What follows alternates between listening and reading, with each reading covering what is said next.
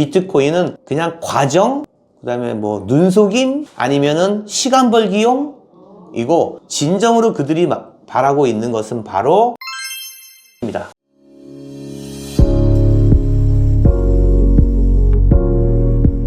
보통은 이 비트코인으로 미국의 부채를 탕감할 수 있다 이렇게 생각을 하는 부분들이 많고, 또 그렇게 생각하시는 분도 말하시는 분도 많거든요. 근데 저는 그렇게 생각도 하고 있지만, 제 생각은 이래서 제가 말씀드릴 거는, 저는 그렇게 생각하지 않습니다. 더 깊은 뜻이 있다고 생각을 해요. 사실 보면은 비트코인을 갖다가 지금 미 정부에서 키우고 있는 거, 이게 저는 오래 갈 수 있다고 생각하지 않습니다. 이것은 미국 정부, 트럼프 정부에서 시간을 끌기 위한 수단을 이용하고 있다고 생각을 해요. 왜냐하면 비트코인으로, 가상화폐로 이렇게 분위기를 띄워서 중국을 압박하고, 결국의 목적은 바로 디지털 화폐입니다.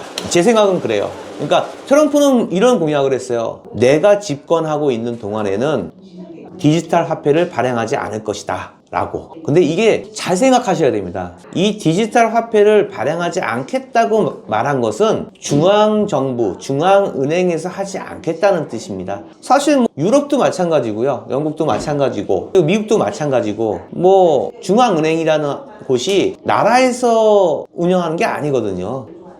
그러면 이게 왜 그러냐면은, 저는 이 중요한 것은 비트코인이 중요한 게 아니라 바로 스테이블 코인이 중요합니다. 지금 스테이블 코인이 무엇이냐 하면은, 그러니까 미 달러와 연동하여 1대1 비율로 코인을 발행하는 거예요. 그게 뭐냐면은 1달러가 1코인이죠. 그거 지금 가상화폐 시장에서 주로 하는 게 테더예요. USDT라고 그러죠. 그리고 또 하나가 뭐냐면 USDC라고 있을 거예요. 과연 미국의 속셈은 무엇일까? 달러를 보호하고 패권 국가로 유지할 수 있고, 그 다음에 기축통화국이 그걸 유지할 수 있는 방법이 무엇일까를 무지하게 고민을 했을 거라고요.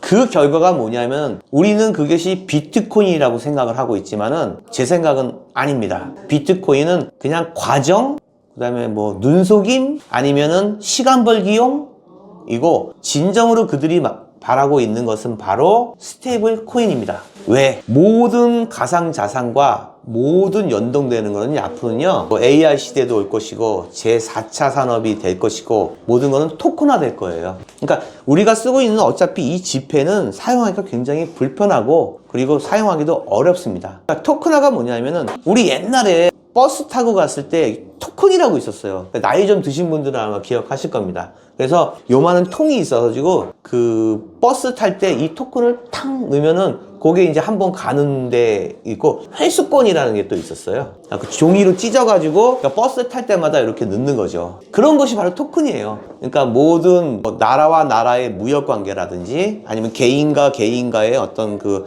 사고 팔고라든지, 시장과 개인의 사고 팔고, 모든 것을 이런 토큰을 만들어서 이걸로 이렇게 사용할 수 있다는 겁니다. 편리하다는 거죠. 그리고 전자 시스템으로 하니까 정확하다는 뜻이죠. 미국은 바로 그걸 노리는 겁니다. 어떻게? 모든 스테이블 코인은 달러와 연동돼 있다. 그렇기 때문에 예를 들어서 가상화폐도 마찬가지고, 어떤 뭐 결제 시스템을 갖다가 이 스테이블 코인으로만 할 수만 있다면은 거기에 대한 기반이 바로 달러라는 거죠. 그러면 마치 옛날에 페트로달러처럼 사우디아라비아에 가서 모든 석유의 지급 수단을 달러로 해달라고 해서 이 달러 시장을 어마어마하게 크게 하고 기축통화를 만든 거랑 같은 맥락이에요. 그러니까 앞으로는 미국은 비트코인이 목적이 아니었고, 바로 스테이블 코인, 달러와 연동될 수 있는 모든 스테이블 코인, 그러니까 가상화폐 시장의 주인이 되겠다는 뜻은 뭐냐면은, 바로 스테이블 코인의 주인이 되겠다는 뜻입니다. 그 스테이블 코인의 기반이 되는 화폐를 달러로 하겠다는 겁니다. 이런 깊은 뜻이 있었어요. 물론 제가 말씀드리는 게 정확히 맞지는 않을 수 있습니다. 그런데 과연 비트코인으로 부채를 탕감할 수 있다? 그건 아닌 것 같은 생각이 듭니다. 그리고 어차피 미국의 입장에서는요, 자, 브리스 국가를 한번 생각을 해볼게요. 브리스 국가에서 금을 기반으로 한 브리스 통화가 나왔다고 치자고 해요. 그러면 각 나라마다 지금 환율이 다 틀린 것처럼, 그리고 인플레이션으로 인한 그 경제 상황이 나라마다 다 다르겠죠. 그런데 이 스테이블 코인과 그 다음에 이 통화, 그러니까 이게 브릭스 통화라는 이것은 디지털 화폐로 되기 위한 가장 큰 요건이 뭐냐면 안정성이에요. 이게 기복이 있으면 안 된다는 거죠. 그렇지만은 예를 들어서 아르헨티나가 뭐 브릭스 국가로 참여를 했단 말이에요. 그리고 뭐 터키가 브릭스 국가로 참여를 했단 말이에요. 그러면 그 나라의 통화가 불안정하잖아요. 그러면은 그들이 쓰고 있는 브릭스 통화까지 위험하다는 뜻입니다. 그것을 미국이 알고 있는 거예요.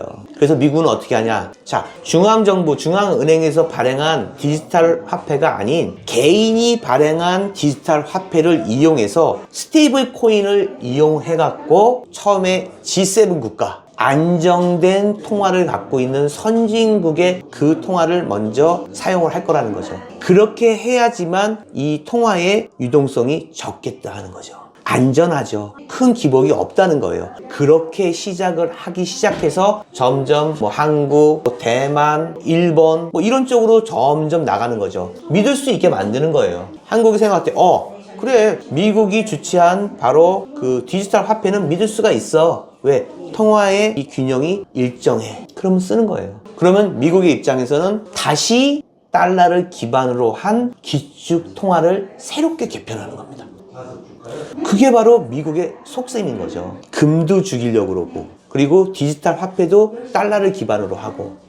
그런데 제 생각은 또 바뀌고 있습니다. 과연 그것을 성공할 수 있을까? 안전하게 이게 그렇게 갈 수 있을까라는 문제가 생깁니다.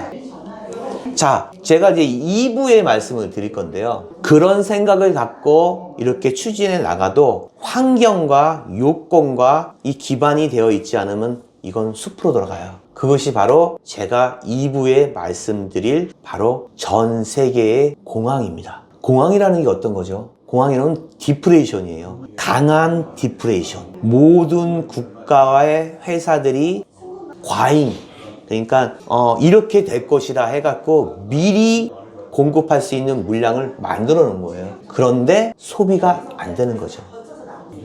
과잉이 많고 소비가 안 되는 이 현상이 디프레이션이고, 디프레이션이 아주 깊어지면 공황이 오는 겁니다. 그래서 제가 2부에서는 바로 전 세계에 공황이 올 것이라는 주제로 말씀을 드릴 것입니다. 2부를 기대해 주십시오.